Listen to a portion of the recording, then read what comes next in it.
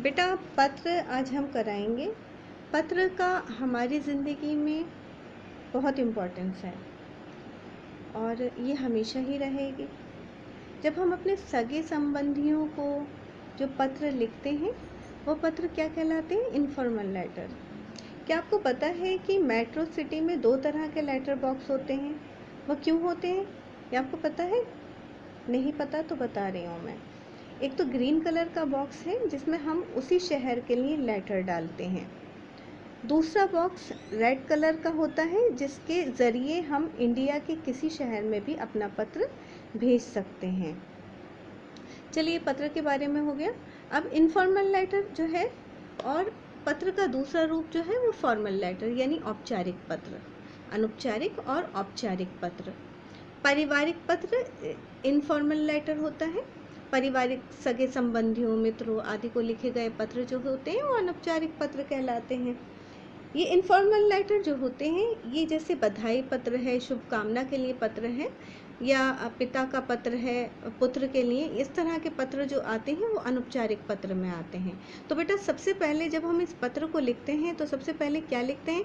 पहले अपना पता लिखेंगे। अगर हम किसी के लिए, अपनी सखी के लिए भी लिख रहे हैं या किसी के लिए भी लिख रहे हैं तो सबसे पहले अपना पता लिखेंगे। फिर नीचे वाली लाइन में जो है तिथि लिखेंगे यानी तारीख लिखेंगे, दिनांक लिखेंगे।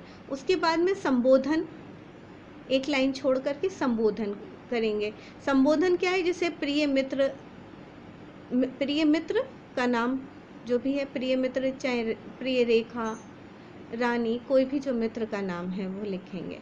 उसके बाद में अभिवादन करेंगे, नमस्ते करेंगे, और अगर जो है पिता है या बड़े हैं तो सादर प्रणाम करेंगे। उसके बाद में विषय वस्तु, जिस विषय पर भी निबंध लिखा जा रहा है वो लिखेंगे। और समाप्ति में क्या करेंगे? समाप्ति में अपना नाम लिखेंगे। तो इस पत्र को क्या कहेंगे? अनौपचारिक पत्र कहेंगे। अब जैसा कि एक उदाहरण में मैं आपको बता दे रही हूँ, जैसा कि ये लिखा हुआ है, सखी को नववर्ष की शुभकामना का पत्र। अब ये कहाँ का है? ये अम्बाला का है। अगर आप चाहें तो अपना भी लिख सकते हैं। जैसे आपने लिखा आवास विकास कॉलोनी, या फिर अपने घर का कोई भी अपने घर का पता। उसके बाद में आपने लिखा दिनांक, फिर अपनी सखी का नाम, फिर जो है विषय वस्तु, जो भी विषय पर आपको लिखना है। तो आप इस तरह से देख लीजिए। जैसे इसमें है मधुर मिलन, आज ये पत्र लिखते हुए मैं असीम आनंद का अनुभव करती हूँ कि नववर्ष के उपलक्ष्य में मैं अपनी प्रियतम सखी को नववर्ष की मंगल कामनाएं भेज रही हूँ। यहाँ तक कि जैसे इसमें लिखा हुआ है। अब इस पत्र के अंत में देख लीजिए क्या लिखा है? तुम्हारी अभिन्न हृदय सखी विनीता, या फिर जो आप पत्र लिख रही हैं आप अपना नाम लिखेंगे। ठीक है, तो इस तरह से जो है शुभकामना के लिए पत्र है या बधाई के लिए पत्र रहेगा वह भी लिख सकते हैं। अब देखिए जैसा कि मैंने इसमें प्रारूप भी बना रखा है एग्जाम्पल। औपचारिक पत्र वह पत्र होते हैं जो कि ऑफिस में, कार्यालयों में, या आवेदन पत्र जॉब के लिए अप्लाई करते हैं, या प्रार्थना पत्र जो है ये औपचारिक पत्र होते हैं। ये कौन से लेटर कहलाते हैं? फॉर्मल लेटर कहलाते हैं। अब देखिए इसका उदाहरण में देखिए प्रारूप है प्रधानाचार्य को पत्र।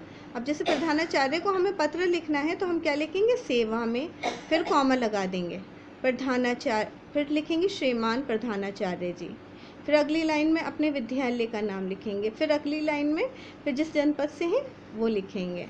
जैसे हमने कहा रामपुर यूपी, इस तरह से। इसके बाद में फिर आप वो विषय लिखेंगे। विषय, पत्र का मुख्य विषय जो होता है वो टॉपिक, विषय क्या है? टॉपिक है, जिसे हमें, जिसके संदर्भ में जो हमें लिखना है। ठीक है, तो लेटर लिख रहे हैं। अब जैसे कि मैंने कहा कि एक दिन के अवकाश के लिए अपने प्रधानाचार्य को पत्र लिखिए, तो विषय में क्या लिखेंगे? एक दिन के अवकाश हेतु प्रधानाचार्य जी को प्रार्थना पत्र। अब अगर आपकी प्रधानाचार्य मेल है तो प्रधानाचार्य होगा, और फीमेल है तो आप क्या लगा देंगे? आ की मात्रा पर रेफ लगा देंगे, यानी प्रधानाचार्य हो जाएंगे, फीमेल हो जाएंगी। इसी तरह से मेल है तो एक लाइन छोड़ करके आप क्या लिखेंगे? महोदय।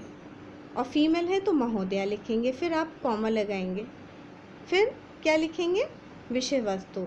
अब जैसे मैंने बोला 1 दिन के अवकाश हेतु, तो सभी ने विनम्र निवेदन इस प्रकार है कि मुझे कल रात से ज्वर आ रहा है, इस कारण मैं विद्यालय में आज उपस्थित नहीं हो सकती, इसलिए 1 दिन का मुझे अवकाश प्रदान करने की कृपा करें।